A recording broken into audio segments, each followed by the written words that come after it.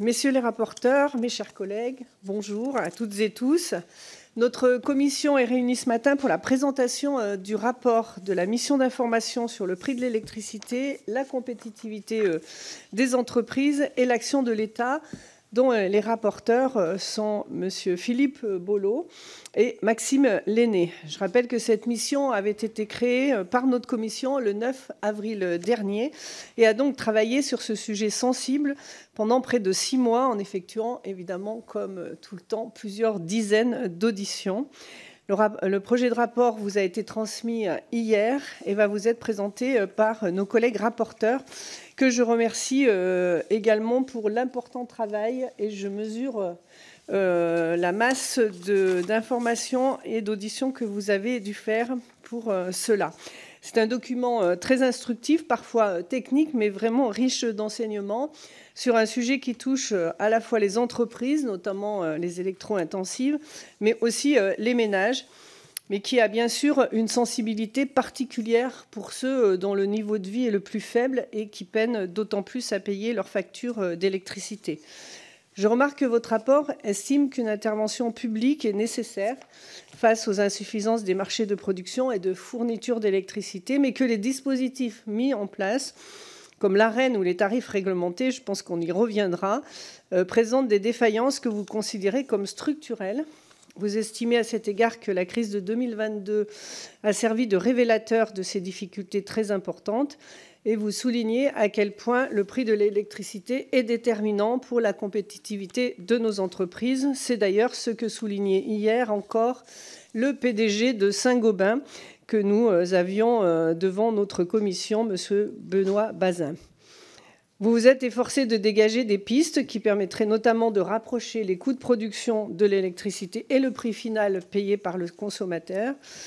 Et je note enfin que votre rapport comporte 19 propositions qui vous sont presque toutes communes et que vous aurez à cœur de nous présenter dans un instant. Elles abordent le sujet d'étude de la mission de façon très complète, puisqu'elles concernent à la fois les modalités générales de régulation des prix de l'énergie, les coûts de production par filière, la programmation énergétique, la mise en œuvre du versement nucléaire universel ou encore le recours aux flexibilités, à l'autoconsommation, à la sobriété et à l'efficacité énergétique, sans oublier évidemment la fiscalité de l'électricité et la protection des consommateurs.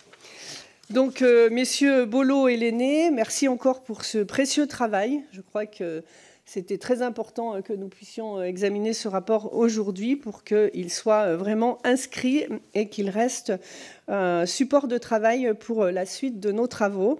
Je vous cède donc la parole sur ce rapport très attendu pour une quinzaine de minutes au total que vous vous répartirez afin que nous entendions les orateurs de groupe ensuite, comme d'habitude, pour 3 minutes maximum, puis les questions individuelles pour 1 minute en vous demandant à chaque fois de vous efforcer de répondre autant que possible en 1 minute.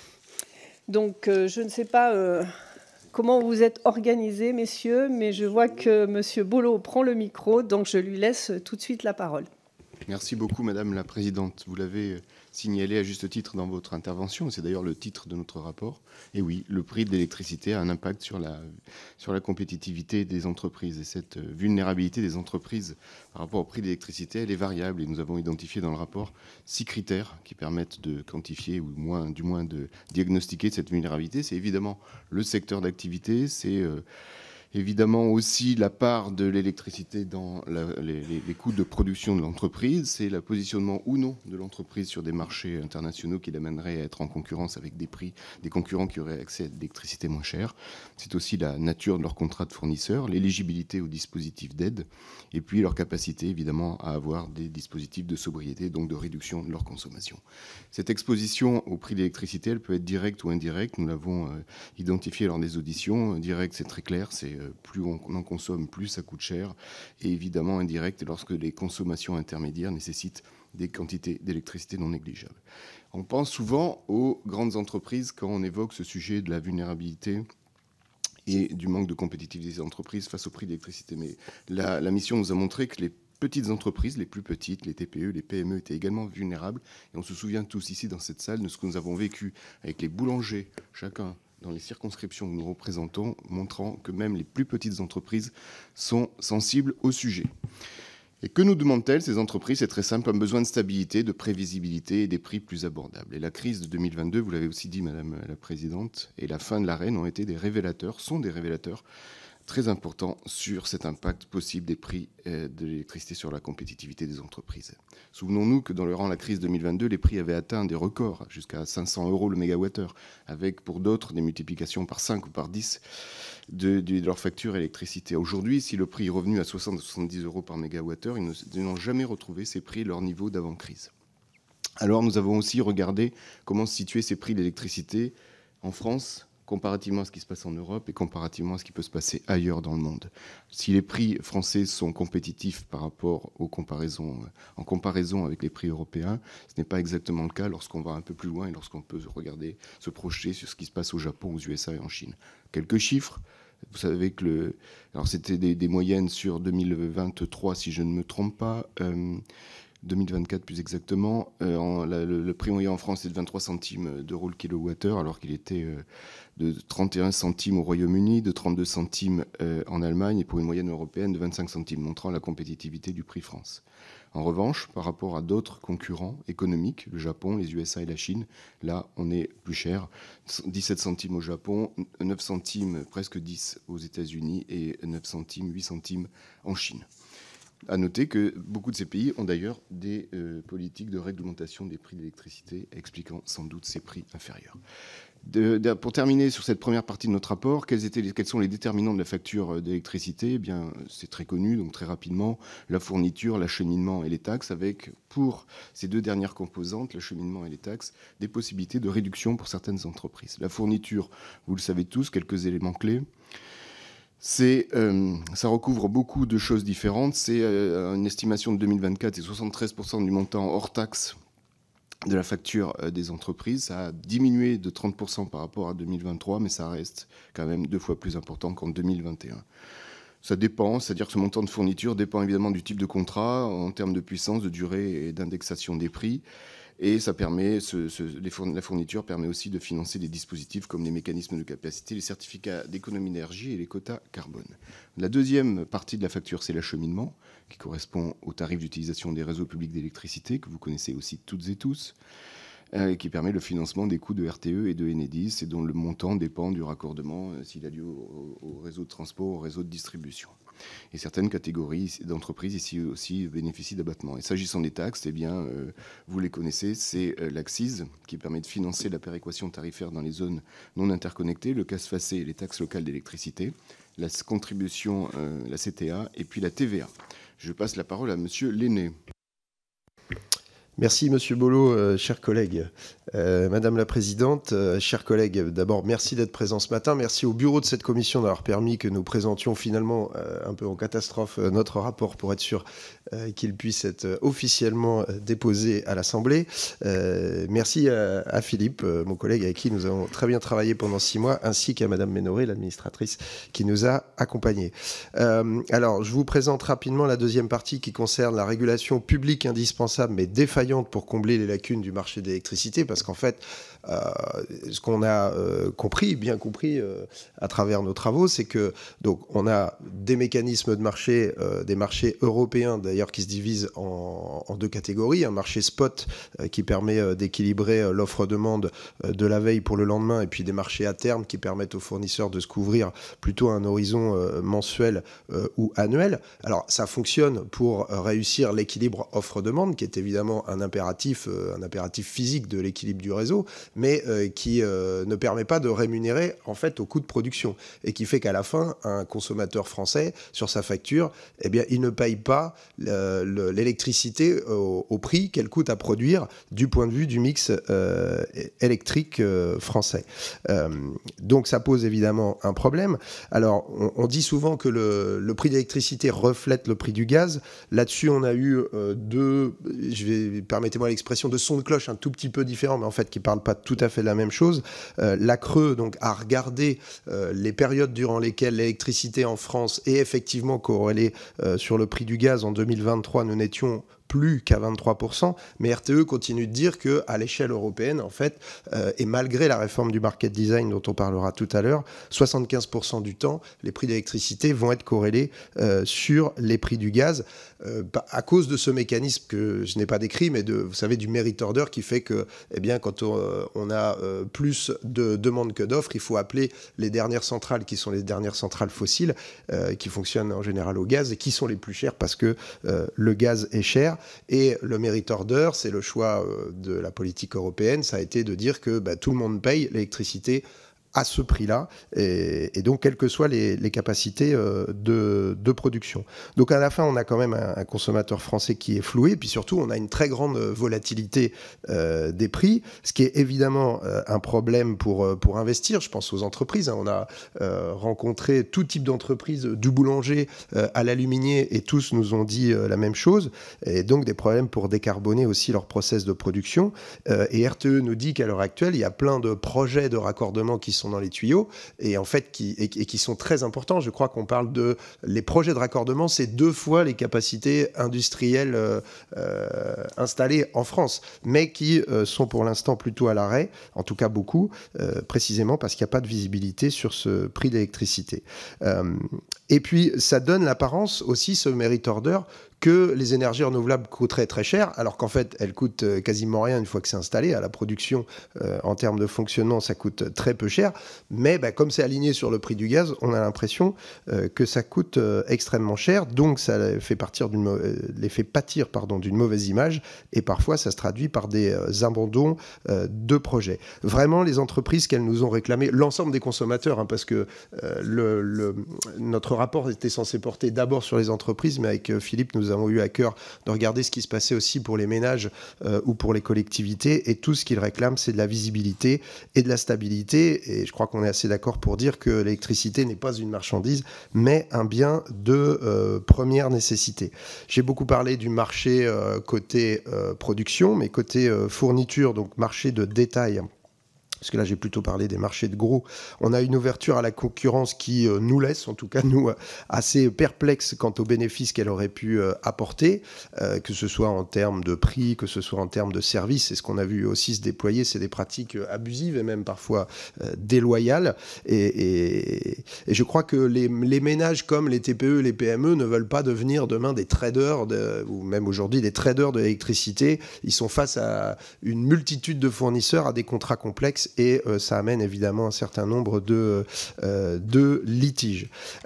Alors, pour pallier ces défaillances, il y a un certain nombre de dispositifs qui ont été mis en place. Je vais les citer sans rentrer dans le détail, puisque après Philippe va pouvoir en faire l'analyse, mais évidemment le mécanisme de l'Arenh qui s'arrête au 31 décembre et qui a justifié qu'il y a un nouveau mécanisme, le versement nucléaire universel qu'on va détailler tout à l'heure, qui doit rentrer en œuvre au 1er janvier. Les tarifs réglementés de vente auxquels nous sommes très attachés. Les Français y sont très attachés. Tous ceux qui peuvent être éligibles, en fait, la plupart ont choisi d'y rester, mais c'est vrai que ces tarifs réglementés, leur mode de calcul a été modifié, intégrant davantage de parts de marché de gros que j'ai décrit tout à l'heure, et avec le principe de la contestabilité qui fait que, en fait, on force EDF à vendre son électricité plus cher que ce qu'elle ne coûte en réalité pour permettre à des fournisseurs alternatifs d'exister.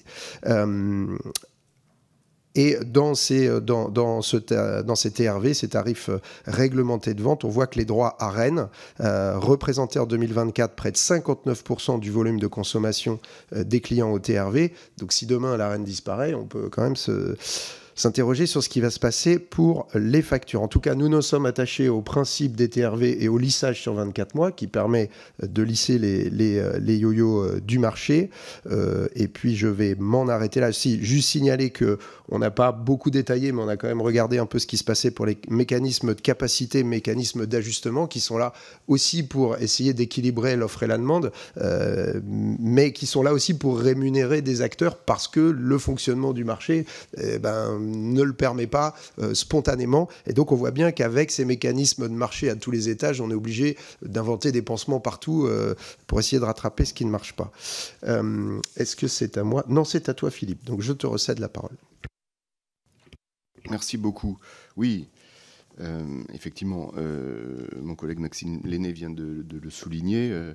Pour pallier à un certain nombre de défauts du marché, on est obligé d'avoir une régulation et une intervention publique. Et il apparaît, ça a déjà commencé à être dit, qu'elle était défaillante. Et nous avons identifié au moins trois points de défaillance qui méritent de vous être présentés ce matin. Le premier, c'est l'Arenh. Maxime Lenné vient de vous le dire, on a un sujet avec l'Arenh. Il a été débattu dans cette commission à de très nombreuses reprises. Et Madame la Présidente a notamment eu l'occasion de s'en emparer à plusieurs reprises. Ces défauts sont les suivants. Un dispositif optionnel et asymétrique.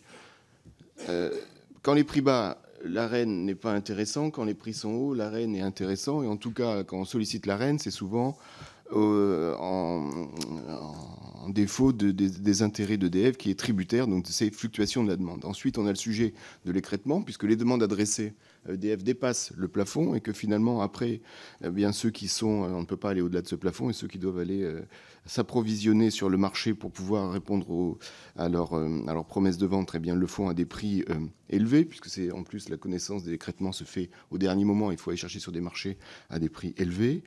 Là, notre défaut, c'est l'absence de réévaluation du prix de vente. Et puis aussi, parce qu'il faut quand même le dire, au moment de la mise en place de l'Arenh, il y avait une contrepartie qui avait été exigée de la part de ceux qui en étaient les bénéficiaires, c'était de développer des capacités de production, ce qui n'a pas été fait.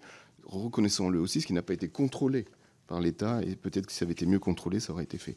Maxime Lenné reviendra sur le nouveau dispositif à partir de janvier 2026. Autre défaillance, les modalités de calcul du TRVE, ça a été dit rapidement par mon collègue Maxime Lenné. On a une nouvelle méthode de calcul qui est basée sur le prix du marché et le lissage sur 24 mois, alors qu'avant, il était construit sur les coûts d'EDF. Et le constat qui s'impose désormais, c'est que tout cela va dans le sens d'une augmentation des TRVE et également ces TRVE qui sont sous la menace d'une sanction, enfin d'une décision européenne visant à les arrêter, puisque l'Europe considère que ce sont des dispositifs transitoires. Troisième point important à regarder qui mériterait d'être corrigé, c'est le soutien aux énergies renouvelables avec les limites du complément de rémunération. Vous savez que ce complément de rémunération, il fait l'écart entre le tarif garanti d'achat au producteur et le prix. Mais le prix, c'est le prix du marché. Donc finalement, on intègre dans les recettes et les charges de l'État les variations du prix du marché, ce qui nécessite d'être regardé aussi de près. Et on a aussi sur les énergies renouvelables, avec l'augmentation des capacités, des prix négatifs lorsque l'offre est surabondante par rapport à la demande, avec une difficulté à stopper les productions, et aussi, parce qu'il faut le dire, des producteurs qui ont des obligations d'achat dont ils bénéficient alors que les prix peuvent être négatifs. Donc cela, voilà, ce sont des éléments importants à souligner. Et la crise de 2022 est donc, encore une fois, on l'a déjà dit à 3 reprises, très révélatrice de ces défauts, malgré un certain nombre de rustines qui ont été mises et qui étaient nécessaires. Ce soutien public massif a coûté beaucoup d'argent, et pour les principaux dispositifs qui ont été mis en œuvre, vous vous en souvenez, c'était le bouclier tarifaire, l'amortisseur à l'électricité, la baisse d'accise pour les 3 principaux. Le bouclier tarifaire, pourquoi il a coûté? Parce qu'à un moment donné, eh bien, l'écart entre le TRVE qu'on avait plafonné à 4% dans un premier temps, puis à 15%, et le TRVE tel qu'il était le fruit du marché du moment, eh bien, c'était payé par l'État. L'amortisseur électricité, c'est parce qu'il y avait une prise en charge de 50 à 100% du montant de la facture selon les entreprises, des règles de calcul assez complexes. Et l'accise, eh bien, c'est des recettes en moins. Il y a évidemment d'autres dispositifs, j'en ai cité que 3, le chèque énergie, l'augmentation de plus de 20 TWh de l'Arenh. En tout cas, le cumul de toutes ces dispositions, qui étaient nécessaires, je le redis, a eu un impact important sur le déficit public, et immédiatement, dans la foulée d'ailleurs, de nombreuses dépenses qui avaient été aussi consenties lors de la Covid-19, expliquant aussi aujourd'hui la difficulté dans laquelle on est. Pour vous donner quelques chiffres, le bouclier, c'est 20 milliards d'euros, l'amortisseur, 2 milliards d'euros, l'accise, un manque à gagner de 19 milliards d'euros, ce qui nous fait 41 milliards d'euros. Il faut quand même dire à ce moment-là qu'il y avait aussi des recettes qui ont été engrangées par l'application, vous savez, du mécanisme de financement des énergies renouvelables, qui, puisque les prix étaient hauts, l'État n'avait plus à rémunérer les producteurs et donc, inversement, a pu gagner 8 milliards d'euros. Ce qui nous fait quand même un coût net de 33 milliards d'euros, auquel il faut rajouter l'Arenh, qui a nécessité pour EDF d'aller s'approvisionner sur le manque d'électrons qu'il avait donné aux fournisseurs sur le marché, qui va coûter 5 milliards d'euros. Le bilan de tout cela est très simple. Dispositifs coûteux et qui n'ont pas finalement intégré, enfin qui montrent que malgré leur mise en place, on a de manière structurelle des défauts dans la régulation des prix.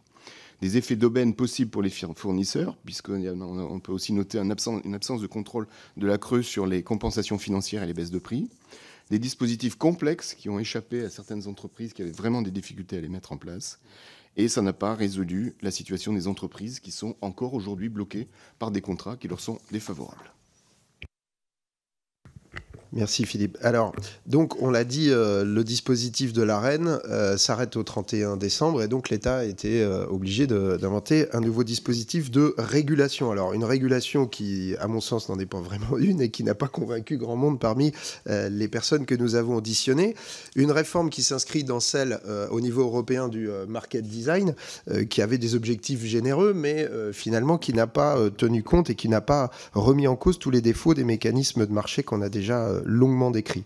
Le gouvernement de l'époque, 2023, avait négocié au niveau européen le fait de pouvoir recourir à des contrats pour différence pour financer les investissements dans le nouveau nucléaire et dans le nucléaire existant, mais finalement, ce n'est pas l'option qui a été retenue. Et là, on partage un peu les interrogations de nos collègues sénateurs qui n'ont jamais eu de réponse probante à pourquoi finalement on n'avait pas retenu l'option du CFD. Alors on nous a dit, on avait peur du retour du projet Hercule, vous savez, le fait de saucissonner EDF. On nous disait qu'un CFD, ce serait limité au coût de production, ce qui veut dire qu'EDF n'aurait pas pu retirer des profits qui lui permettraient ensuite d'investir dans de nouvelles capacités, et que donc il y avait l'opposition d'EDF d'un côté. Mais ce qu'on a compris également, c'est que du côté du gouvernement, il y avait le souhait de challenger EDF pour éviter, comment dire, qu'il y ait une forme de laxisme qui reproduise le fiasco de Flamanville et d'intéresser EDF finalement à l'efficacité dans les nouveaux projets de nouveaux nucléaires. Donc nous, ce qu'on réclame en tout cas sur ce point, c'est de la transparence. Je note ce matin qu'il y avait une brève qui signalait que finalement du côté de l'administration et peut-être même d'EDF, on souhaitait réétudier cette option du contrat pour différence pour financer les nouveaux investissements et pour mettre en place une régulation. Donc l'accord entre l'État et EDF finalement signé par Monsieur Raymond, enfin signé, pas signé, c'est aussi nos collègues du Sénat qui l'ont montré. Quand ils ont retrouvé le document, il n'y avait pas de signature. Monsieur Raymond et Monsieur Le Maire en novembre 2023 promettaient un prix cible de 70 €, mais finalement, enfin prix cible, on n'a jamais très bien compris ce que ça voulait dire, et il n'y avait rien dans le dispositif qui garantissait qu'à un moment, des consommateurs payent 70 € du mégawattheure. On rappelle quand même que la disposition du versement nucléaire universel que je vais développer était contenue dans le PLF de l'an dernier, qui finalement a été imposé par 49.3, et que nous, en tout cas, on réclame qu'il y ait un projet de loi ou une proposition de loi dédiée à discuter sereinement des prix de l'électricité. Dans cet accord, Le Maire Raymond, il y avait deux grandes parties. Il y a les parties des contrats de moyen et de long terme. Vous savez, les CAPEN, les CNS, les contrats à 4 ou 5 ans. Je ne développe pas ici. Je voudrais plutôt me concentrer sur le fameux versement nucléaire universel dont on nous a dit, je crois que la formule qui résume le mieux, c'est que c'est un parapluie placé trop haut et percé de toutes parts.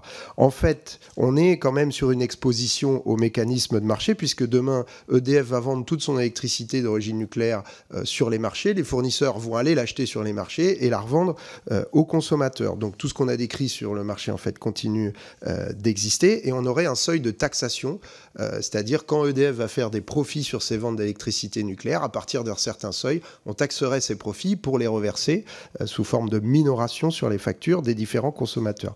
Mais en vérité, on a des seuils qui sont complètement à la main du gouvernement, qui doivent intégrer un certain nombre de paramètres, dont l'investissement dans le nouveau nucléaire. Il y a des décrets qui viennent d'être sortis avec un petit peu de retard, mais finalement validés par la CRE.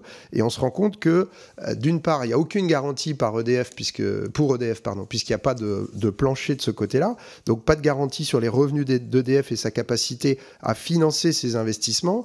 Et la CRE vient de dire que les coûts du nucléaire existant pour les 3 ans qui viennent, ce serait autour de 60 € du mégawattheure, et qui pourrait valoriser sa production à 65 €. Donc en fait, avec 5 € de profit par mégawattheure, on ne voit pas bien comment il pourrait financer ces nouveaux investissements. Et d'une certaine manière, on organise l'opposition entre EDF et les Français, puisque EDF a intérêt à ce que les prix de marché grimpent pour faire des profits, tandis qu'évidemment, les consommateurs n'ont aucun intérêt à ce que ça grimpe, puisque les seuils de taxation vont être placés très haut. Je dirais même, si vous voulez bien me passer cette expression, en fait, on est en train de refiler la patate chaude au prochain, puisque si les prix sur les marchés sont relativement stables, autour de 60-70 € du mégawattheure pour les 3 ans qui viennent, en fait, c'est sur la période précédente qu'on devra mettre un seuil de taxation très haut pour permettre à EDF d'engranger les profits qu'il n'aura pas pu faire sur la période récente pour ensuite investir. Voilà. Et on a aussi de grandes interrogations sur la ventilation de ce fameux VNU sur l'ensemble des factures. Voilà pour cette partie. Je sens que nous sommes très longs. Donc, j'accélère. C'est encore à moi. Donc, dernière partie. Des prix d'électricité tributaires de nos choix de politique énergétique. On est très, très long. Mais c'est un très, très beau rapport. Et puis, ça m'ennuierait que nos collègues se soient levés pour rien ce matin, quand même. Alors, ça, c'est une recommandation qui m'est personnelle, que je ne partage pas avec Philippe Bolo, mais pour moi, il faut renoncer aux investissements dans le nouveau nucléaire. Bon, on n'a toujours pas de devis, on sait toujours pas combien ça coûte. D'ailleurs, les plans sont toujours pas faits. Et de toute façon, de mon point de vue, ça arriverait trop tard, ce serait trop cher, et il y en aurait trop peu. Construire 6 nouveaux EPR, ou même 14 nouveaux EPR, alors qu'il y en a 56 en fonctionnement, je compte pas Flamanville, et qui vont bien finir par s'arrêter, de toute façon, ça va pas faire le compte, et c'est pas ça qui va permettre de lutter contre le changement climatique qui est maintenant. Par contre, la recommandation que nous partageons, c'est de mandater la Cour des comptes pour expertiser le devis qu'EDF normalement devrait rendre, et qu'on s'appuie sur cette expertise avant de déclencher la décision finale d'investissement dans les nouveaux réacteurs. Ce que nous partageons également, c'est l'idée de rapprocher les factures des coûts de production et pour ma part, de revenir à des tarifs réglementés qui reflèteraient les coûts du système électrique français. Le CSEC d'EDF que nous avons auditionné nous a fait une proposition, qu'il a travaillé avec un cabinet, et qui ferait qu'on paierait l'électricité à 17 centimes du kilowattheure TTC. On ne va pas le détailler là. Et après, il y a... Si on veut sortir des logiques de marché pour rapprocher les factures des coûts de production, on a creusé quelques pistes, mais sans forcément atterrir. La question de l'acheteur unique, la question pour ma part du retour en monopole, et même pourquoi pas d'un acteur public européen pour gérer le système et établir les factures. Et en tout cas, on a besoin d'un texte législatif qui porte sur cette question des prix de l'électricité. J'ai fini pour ma part, et c'est Philippe qui conclut.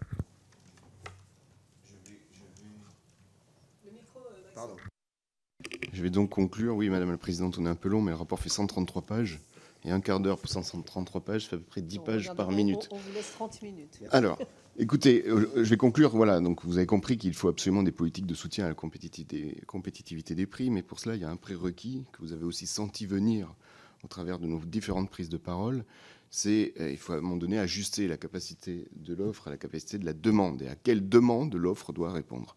Et ça, c'est le job excusez-moi de l'expression, mais de la programmation énergétique qui repose sur 2 jambes, la LPEC et la PPE. On peut quand même dire aujourd'hui que ce dispositif est légèrement en souffrance. Et c'est bien ce duo-là qui est capable de nous dire quels sont les objectifs de production, donc nos volumes d'appel d'offres, quels sont les paramètres de réglage du VNU. Maxime Lenné vous a dit combien ils étaient importants.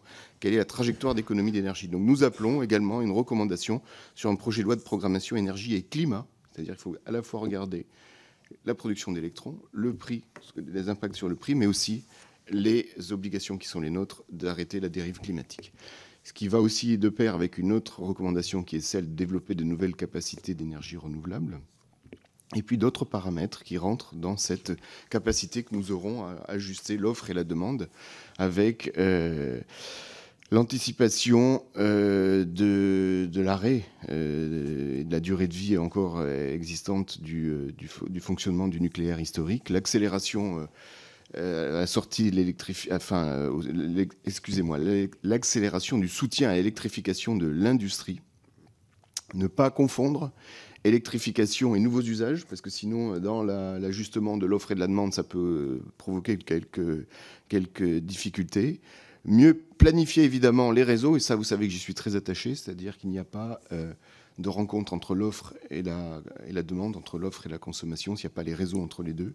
Et puis aussi agir évidemment sur la flexibilité de la demande et de l'offre. Maintenant que vous connaissez ce prérequis essentiel, la suite de nos préconisations très rapidement, avec des politiques de soutien à la compétitivité des prix. Et pour cela, il faut agir sur toutes les composantes de la facture, et notamment 4 composantes essentielles. La première, c'est poursuivre les investissements de décarbonation de l'industrie, je vous l'ai dit, avec, parce qu'on a aussi en ligne de mire, et ça va nous arriver très vite, les nouveaux mécanismes de tarification ETS2. Donc il ne faut pas perdre de temps de ce point de vue-là également, au-delà du périmètre de notre rapport. Et aujourd'hui, il y a une boîte à outils sur laquelle je ne vais pas revenir, sinon on va vraiment dépasser les délais. Et une boîte à outils qui existe, qui est vraiment riche. C'est-à-dire, voilà, les entreprises, aujourd'hui, elles ont à leur main beaucoup d'outils. Et donc, il faut qu'elles s'en saisissent. Et en plus, il y a de l'argent qui est mis sur la table avec des aides d'État à hauteur de 5 milliards d'euros. Deuxième volet, je vous ai dit qu'il y en a 4, la taxation carbone. Et surtout, non, c'est pas comme ça qu'il faut que je vous l'explique. C'est quel est l'esprit de la taxation en comparatif du gaz sur l'électricité. Est-ce que la taxation, cette fiscalité, a un objectif de rentabilité pour les recettes de l'État ou un objectif d'incitativité par le signal prix? Nous pensons qu'il faut qu'elle ait un objectif d'incitativité par le signal prix, amenant une recommandation de rééquilibrage de la fiscalité de l'électricité par rapport au gaz en réduisant la fiscalité sur l'électricité.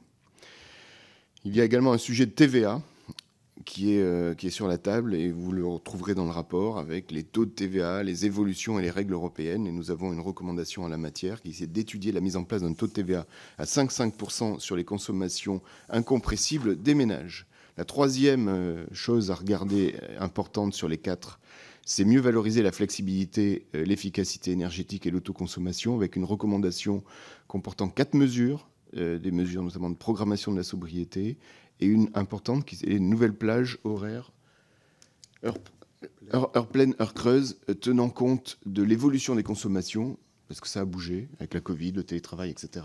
C'est plus les mêmes heures où il y a des consommations qui se répartissent différemment, et aussi sur mieux tenir compte des prix négatifs pour que ça bénéficie aux consommateurs. Et dernière chose, point numéro 4, renforcer la protection des consommateurs, vaste chantier avec un certain nombre de recommandations.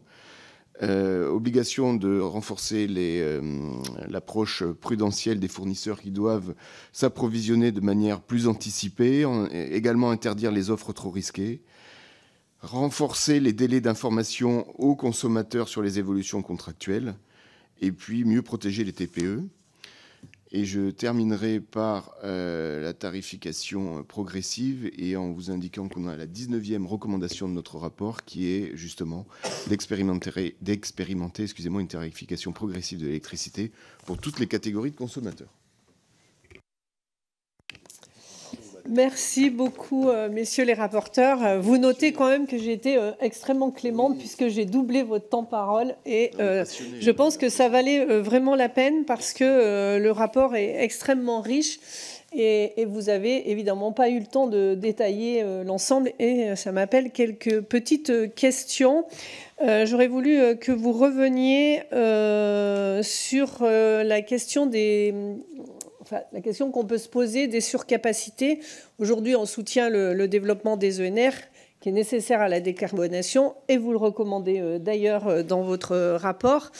Et je l'avais moi-même proposé dans un amendement de la loi Grémillet pour fixer un objectif de 200 TWh qui avait été d'ailleurs adopté. Mais on constate aujourd'hui un retard dans l'électrification des usages, à la fois industriels et à la fois du quotidien, qui peut avoir des problèmes de surproduction. Et est-ce que vous avez réfléchi à un mécanisme qui permettrait d'amortir ces conséquences de ces capacités sur les prix, car on paye assez cher l'effacement de ces capacités? C'est ma première question.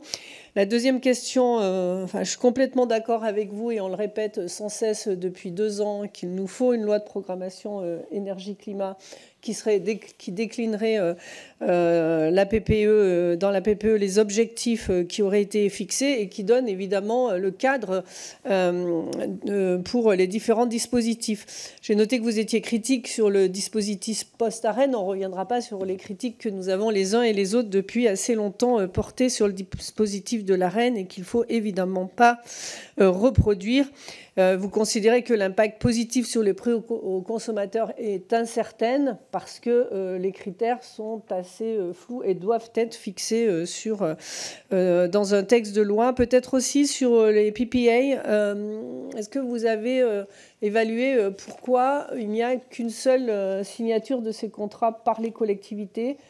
Qu'est-ce que les collectivités attendent sur la question des prix ? Et j'ai noté...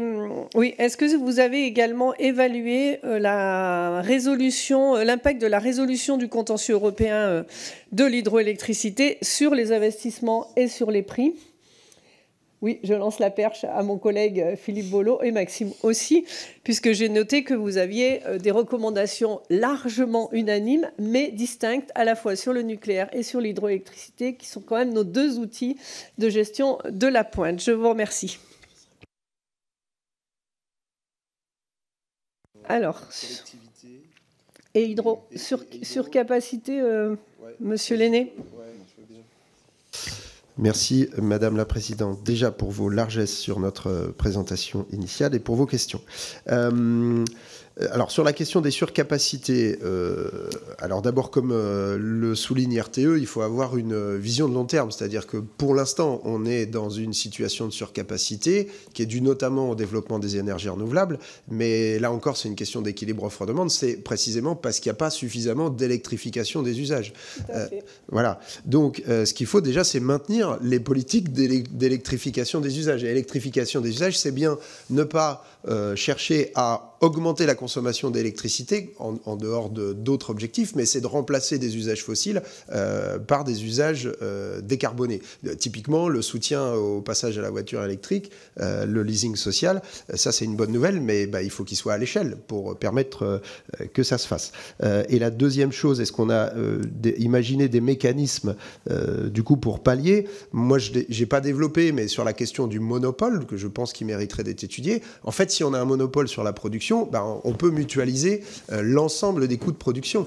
Et donc, on peut faire en sorte que toutes les capacités de production soient rémunérées correctement, en fait, pour rendre les services qu'il faut qu'elles rendent au moment où il faut qu'elles rendent. C'est-à-dire que plutôt que d'être dans une logique de marché où on a des producteurs privés, indépendants, en concurrence les uns avec les autres, qui vendent au meilleur moment, etc., en fait, on a un système unifié, un monopole public, et on répartit la charge, j'ai envie de dire, sur l'ensemble des moyens de production. C'est ma façon de répondre. Sur la question de l'hydro, très rapidement, effectivement, moi, je rejoins, en fait, les préconisations de mon collègue Mathias Tavel, que vous connaissez bien, puisque c'est un peu lui le spécialiste. Moi, j'évite de mélanger l'eau et l'électricité. Et pourtant, c'est tellement lié. Oui. Non, mais c'était une boutade. Mais évidemment, moi, je soutiens le développement de l'hydro, mais nous sommes persuadés que c'est en l'absence de la possibilité de modifier la directive européenne sur les concessions, que ce serait l'option de la quasi-régie qui serait la meilleure option. Merci beaucoup. Je laisserai mon collègue Philippe Bolo répondre plus précisément parce que ma question, elle était l'évaluation de l'impact de la résolution de la sortie du contentieux à la fois sur l'investissement et sur les prix aux consommateurs. Merci. Monsieur Bolo. Oui, alors déjà avant de vous répondre sur ce point particulier, oui, effectivement, il nous faut cette LPEC. D'abord, c'est la loi. Donc il faut la LPEC et la PPE, parce que vraiment c'est un sujet central, on vous l'a dit à plusieurs reprises, il faut on arrivera à maîtriser les prix, à avoir des prix proches du coût de production lorsqu'on sera sûr de la rencontre de deux courbes qui sont la courbe de l'évolution de la demande de consommation et l'évolution de la courbe de production. Pour revenir à l'hydro, oui, il y a un effet positif. La sortie des prix contentieux ouvre enfin, et vous connaissez le sujet mieux que moi, Madame la Présidente, ouvre enfin la possibilité de relancer les investissements. Alors quand on a dit ça, évidemment, on va nous dire investissement égale coût, parce qu'il va falloir les réaliser.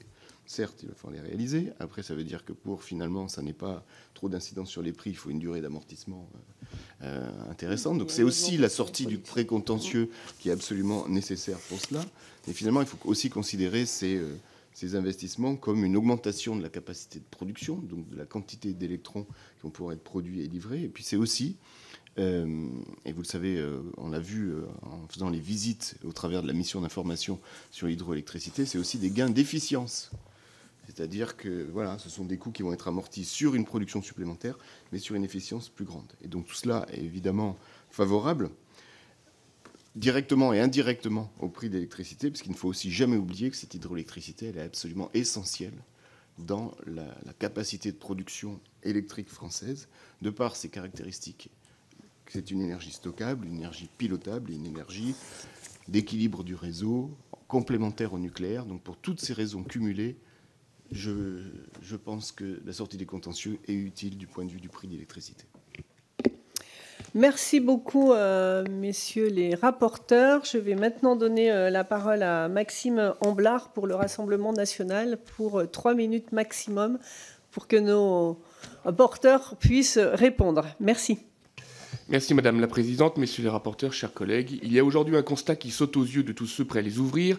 Le prix que paient les Français pour leur électricité n'est plus en phase avec le coût réel de sa production. Et pourtant, grâce à une vision et un courage d'après-guerre de qualité qui semble avoir déserté nos gouvernements de plus en plus éphémères, la France s'est dotée d'un parc nucléaire et hydraulique capable de fournir près de 90% de notre mix avec une électricité compétitive et décarbonée parmi la meilleure au monde. Alors où est l'arnaque ? D'une part, dans la fourniture, dans le coût de la fourniture. Au lieu de faire de ce parc un atout stratégique, des décisions idéologiques ont enfermé la France dans un marché européen de l'électricité dont l'absurdité n'a cessé de tirer ses coûts vers le haut depuis sa création. Quand le coût de production du nucléaire se situe entre 50 et 60 euros par mégawattheure, les prix à terme y demeurent bien au-dessus et sont très volatiles. J'en veux pour preuve la douloureuse crise de 2021-2022 avec des prix à terme atteignant 200, 300, 400 voire 500 euros par mégawattheure. D'autre part, dans le soutien aux énergies intermittentes et les taxes, depuis l'an dernier, cette part est devenue la première composante de la facture d'électricité devant la fourniture ou l'acheminement. Outre une TVA abusivement élevée pour ce qui est pour autant caractérisé dans le Code de l'énergie comme un produit de première nécessité, 10 à 12% de la facture finale proviennent de l'accise sur l'électricité qui finance la perfusion continue des énergies intermittentes à coût de milliards d'euros. Mises bout à bout, toutes ces gabegies font que les Français paient aujourd'hui en moyenne leur électricité 5 fois plus cher que le coût de production du nucléaire. Et le résultat est doublement catastrophique, une perte de compétitivité pour nos entreprises et une pression insupportable sur le pouvoir d'achat des ménages. L'électricité doit redevenir un atout stratégique et non un handicap économique. Cela implique donc 3 décisions politiques majeures. Premièrement, baisser les prix de l'électricité, évidemment, les baisser en rompant avec le dogme européen du merit order qui a aligné 75% du temps les prix spot de 2024 sur ceux du gaz et fait perdre à la France son avantage compétitif. Les baisser en rétablissant une tarification nationale régulée, fondée pour l'essentiel sur le coût de production de notre mix nucléaire et hydraulique amorti, et les baisser en réduisant immédiatement la TVA sur l'électricité, mesure du programme de Marine Le Pen, et je suis bien content que vous la réappropriez. Deuxièmement, garantir des contrats stables et compétitifs sur le long terme à nos entreprises pour permettre la réindustrialisation. Et troisièmement, investir massivement dans des capacités pilotables décarbonées, nucléaire, hydraulique, biomasse, pour sécuriser notre approvisionnement futur. Sur l'énergie, l'idéologie et la compromission ont déjà trop coûté. Seul compte désormais la vérité des faits et le courage de l'action. Car sans approvisionnement stable, sans production soutenable et sans prix abordable, il n'y aura ni électrification des usages, ni souveraineté énergétique, ni prospérité nationale. Alors, messieurs les rapporteurs, 2 questions. Comment justifiez-vous, d'une part, la perfusion continue sous argent public d'énergie intermittente qui participe à faire gonfler les factures, fragilise notre réseau et qui, par définition, ne seront jamais amorties, et d'autre part, que la France, malgré l'atout de son parc nucléaire et hydraulique, continue de payer son électricité la majeure partie du temps au prix fixé par le gaz allemand, espagnol ou italien. Je vous remercie. Merci beaucoup. Monsieur Bollot. Alors, sur le sujet de la perfusion des ENR, vous avez aussi dit qu'il fallait avoir la vérité des faits. Quand vous me dites que l'accise, qui représenterait 10 à 12%, et la perfusion des énergies renouvelables, non, n'oublions pas une chose essentielle, c'est que l'accise finance aussi ce qui était avant à part et qui maintenant est dans l'accise, c'est 2 taxes locales, qui est la taxe sur la consommation finale la taxe communale sur la consommation finale d'électricité et la taxe départementale sur la consommation finale d'électricité, dont le produit, au moins de la taxe communale, va aux syndicats d'énergie locaux qui permettent de financer l'extension des réseaux pour justement le verdissement de nos industries, mais qui permet aussi, par exemple, à nos collectivités territoriales de pouvoir disposer d'aides pour améliorer la performance énergétique de leurs bâtiments, qu'il s'agisse d'écoles, de gymnases, etc. Donc vous voyez, l'accise, ce n'est pas exclusivement les énergies renouvelables. Merci, Monsieur Bollot. Bon. Donc je vais donner la parole à Madame Louise Morel pour le MODEM. Merci Madame la Présidente, Messieurs les rapporteurs, chers collègues. Je voudrais d'abord saluer au nom du groupe Les Démocrates la qualité de votre rapport d'information sur le prix de l'électricité, la compétitivité des entreprises et l'action de l'État. Votre rapport est fourni, particulièrement dense et je voudrais le dire aussi particulièrement utile dans un contexte où nous avons tous en mémoire la crise énergétique, démarrée notamment en 2022, qui a impacté les entreprises, les collectivités et les particuliers. Il y a un temps pour gérer les urgences et les crises, c'est ce que nous avons fait à ce moment-là, notamment dans notre commission, mais il y a aussi un temps où il faut prendre du temps pour mener une réflexion structurelle sur les mécanismes de fixation des prix. C'est ce que votre rapport fait. Je ne doute pas qu'il nourrira utilement la suite des travaux de cette commission et qu'à cet égard, il est important qu'il soit publié. Lors de la crise énergétique que nous avons vécue, l'un des enjeux qui revenait le plus, vous l'avez rappelé, c'est qu'au-delà de la hausse des prix, qui inquiétait légitimement les acteurs économiques, c'était le sujet de la lisibilité et de la transparence des mécanismes de fixation des prix de l'électricité pour pouvoir calculer ses coûts de production et envisager son activité au long cours, qui était l'enjeu central. Et dans ce moment-là, il est un comportement que je crois collectivement nous ne pouvons que regretter, c'est lorsque l'on a vu des entreprises françaises suspendre leur activité ou délocaliser ou mener une réflexion sur la délocalisation d'une partie de leur production, non pas faute de savoir-faire, mais faute d'un accès compétitif et stable à l'électricité. Ce sujet a été relevé hier encore, Madame la Présidente le rappelait, lors de l'audition du PDG de Saint-Gobain, non pas qu'il ne produisait pas en France, mais qui comparait tout de même le prix de l'électricité entre la France et les États-Unis, et il y a un facteur 4 de différence sur le prix de l'électricité. C'est une situation qui doit nous alarmer dans la mesure où on souhaite tous favoriser la production sur notre territoire national, relocaliser un certain nombre de savoir-faire et qui plus est faire tout cela en soutenant naturellement la décarbonation de notre économie pour atteindre la neutralité carbone. Le prix de l'électricité comme coût de production ne doit pas apparaître comme un frein à l'investissement en France. C'est l'une de nos positions au groupe Les Démocrates. Je voudrais revenir maintenant sur le contenu de votre rapport avec une remarque et 3 questions rapides. Une remarque d'abord, votre rapport insiste sur la nécessité d'une programmation énergétique claire, d'un mix durable et le développement de nouvelles capacités de production d'électricité à partir notamment d'énergies renouvelables. Je voudrais quand même rappeler qu'au groupe Les Démocrates, on soutient bien sûr ces exigences, mais aux côtés bien entendu du soutien à l'énergie nucléaire. Et permettez-moi de dire à monsieur le rapporteur Lenné que je regrette qu'il ne croit pas en cette ambition de la relance du nucléaire et en les nombreux talents français qui portent ces chantiers. Ce sont de grands ingénieurs, de grands techniciens et au groupe Les Démocrates, nous sommes fiers de les avoir dans notre pays. Et des questions très rapides ensuite. Votre rapport préconise de porter l'accord négocié avec EDF fin 2023. Je voudrais revenir sur un point précis. Vous proposez de fixer l'accord propose de fixer un prix de l'électricité stable dans le temps, mais si cela permet bien de garantir une lisibilité du prix, cela permettra-t-il d'être suffisamment agile en cas de nouvelle crise pour financer l'entretien du réseau, répondre au grand carénage? Et une toute petite question rapide, nous ne sommes pas nombreux ce matin, Madame la Présidente. Vous avez parlé beaucoup d'EDF, mais il y a aussi des fournisseurs locaux d'énergie. Je pense à Électricité de Strasbourg, étant alsacienne. Avez-vous des recommandations qui les concernent directement, car on a aussi des entreprises qui se fournissent aussi auprès d'eux? Et enfin, vous proposez des recommandations pour protéger les petites entreprises, comme la tarification progressive. Pourriez-vous la détailler, s'il vous plaît? Je vous remercie. Merci, Madame Morel. Monsieur Lenné, peut-être? Merci Madame la Présidente, merci Madame Morel pour vos questions. Alors d'abord une remarque sur le prix de l'électricité, la comparaison avec nos voisins européens et mondiaux. Alors je ne suis pas sûr qu'on soit dans un rapport de 1 à 4 avec les USA, tout considéré. Monsieur Bollot est passé rapidement sur le sujet, mais on nous a bien décrit à la DGEC la boîte à outils qui est à destination des entreprises et particulièrement des plus grosses. Il y a en fait des diminutions sur le TURP, il y a des diminutions sur l'accise qui fait que ça fait baisser leur facture de 30 € par mégawattheure. En fait, donc à la fin, si on est à un prix à 60 au départ sur les marchés, qu'on réduit de 30, on arrive à 30 et finalement ça finit par être à peu près compétitif avec les États-Unis, mais c'est vrai que ça coûte cher aux finances de l'État. Voilà, ça je vous le concède. Juste sur la question du nucléaire, vraiment qu'on se méprenne pas. D'abord, moi je vais pas dire que je remercie tous les matins les agents d'EDF quand je recharge mon portable, mais il se trouve que j'en connais plein. Il se trouve que j'ai grandi entre La Hague et Flamanville et que je connais plein de gens qui travaillent dans l'industrie nucléaire, des amis, de la famille, etc. Donc moi aussi je suis fier de cette entreprise publique et c'est la raison pour laquelle, d'ailleurs, j'aimerais que son statut soit protégé. Mais j'essaye de distinguer le nucléaire existant du nouveau nucléaire.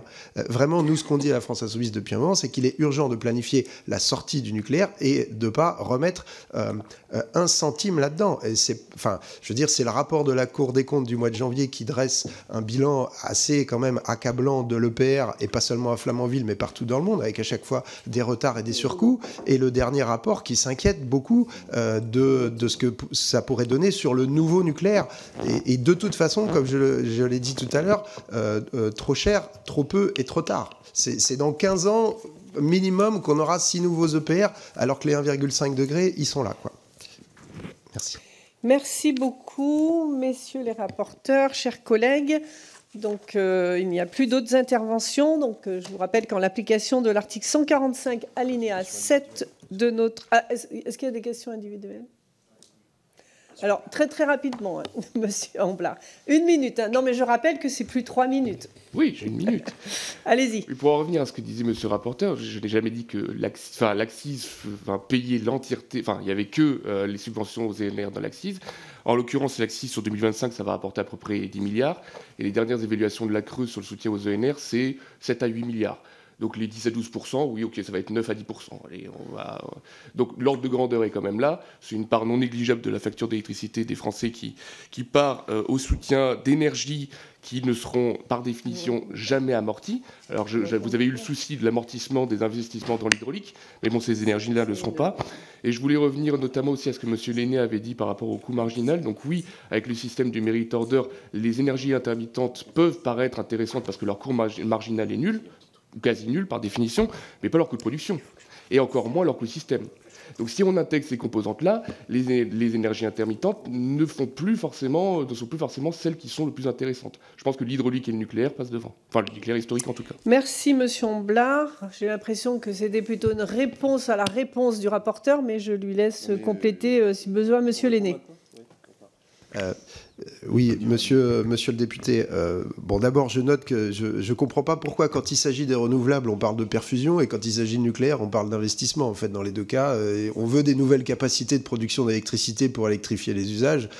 Donc, la vraie question, c'est de savoir, à la fin, qui est-ce qui paye ? Est-ce que c'est le consommateur à travers sa facture pour des nouveaux investissements, ou est-ce que c'est l'État ? Et ça, je trouve que c'est une discussion politique de haut niveau qu'on mériterait d'avoir à travers un projet de loi dédié. Et pardon, le reste m'échappe, donc je vais laisser là. Oui, Monsieur aussi, Bollot. quand même un petit complément. L'ACCIS, oui, des ENR. Mais je reviens sur le fait que c'est aussi la possibilité d'obtenir des financements pour nos syndicats d'énergie via le transfert d'une partie qui était anciennement la taxe communale sur la consommation finale d'électricité, et aussi, parce qu'il y a une réforme qui est en cours. Il ne s'agit pas de regarder le bien fondé de la réforme ou pas, mais en tout cas, si la réforme arrive à terme, c'est le CAS-FACÉ qui sera désormais financé aussi avec l'ACCIS. Et le CAS-FACÉ, vous savez, c'est ce compte d'affectation spéciale qui permet l'électrification rurale. Donc c'est aussi des moyens financiers pour que nos territoires ruraux aient des industries plus vertes et des réseaux de qualité, ils le sont déjà, mais encore mieux, accès à des infrastructures de recharge des véhicules électriques, etc. Et on sait les difficultés qu'il peut y avoir parfois entre la ruralité et le monde urbain sur ces sujets d'énergie. Merci, monsieur le rapporteur, de cette précision. Effectivement, le FACÉ est quelque chose d'extrêmement important pour la ruralité et la montagne. Madame Morel. Merci, Madame la Présidente. C'était juste pour revenir sur la dernière question. Au niveau de la tarification progressive, puisqu'on a certainement des chefs de PME, TPE qui nous regardent et qui sont aussi attentifs à nos travaux, est-ce que vous pourriez détailler un petit peu plus les modalités de votre recommandation là-dessus, puisque vous en parliez dans le rapport ? La tarification progressive pour Monsieur les petites Lenné et moyennes entreprises. Ou monsieur Bollot. Monsieur Lenné. Merci, Madame Morel, pour votre question. Sur la tarification progressive, effectivement, on l'a évoqué, mais c'est plutôt pour les ménages que pour les entreprises. Oui. Alors, c'est vrai qu'on s'est un tout petit peu écarté de l'objet initial du rapport qui nous avait été confié sur ce sujet-là, mais la tarifification progressive avait plus pensé pour les ménages. Par ailleurs, on a vu que c'est quelque chose qui avait déjà été testé avec la loi Brottes de 2013, et qu'il y avait des petites questions juridiques qui se posaient. C'est pour ça que je crois qu'on a mis une formulation formulation qui dit étudier la faisabilité. Bon, mais sur le principe, on est quand même assez d'accord pour dire que l'électricité est un bien de première nécessité, les premiers kilowattheures indispensables à la vie devraient être accessibles à tous, et à l'inverse, renchérir les kilowattheures gaspillés, lutter contre le mésusage, parce que, encore une fois, on veut électrifier les usages fossiles et pas forcément augmenter bêtement la consommation, j'ai envie de dire. Ouais, vas-y, je vais laisser M. Bollot compléter. Comme vous l'a expliqué Maxime Lenné, il y avait eu une tentative avec la loi Brottes de 2013, mais elle avait été jugée peut-être inconstitutionnelle, je crois, parce qu'elle ne concernait que les consommateurs. Et nous, il s'agit bien de mettre tout le monde dans la balance. Alors, quant aux mesures pratico-pratiques de mise en œuvre, j'aurais tendance à vous dire que là, il a écrit que c'est une expérimentation, et que comme on appelle aussi de nos voeux des débats parlementaires pour cadrer les choses, c'est le débat parlementaire qui décidera ce qu'on met dedans. Merci, on en revient toujours à la même chose. Il nous faut une loi de programmation énergie-climat qui aurait dû être discutée depuis juillet 2023. Je vous propose maintenant, donc en application de l'article 147, alinéa 7 du règlement, de mettre aux voix l'autorisation de publier ce rapport. Et je précise bien que c'est une autorisation de publier le rapport, ce n'est pas une adhésion au rapport, comme quelquefois certains le laissent supposer. Donc, qui est pour cette publication ? Évidemment. Qui est contre ? Donc, autorisation adoptée à l'unanimité. La publication du rapport est donc autorisée.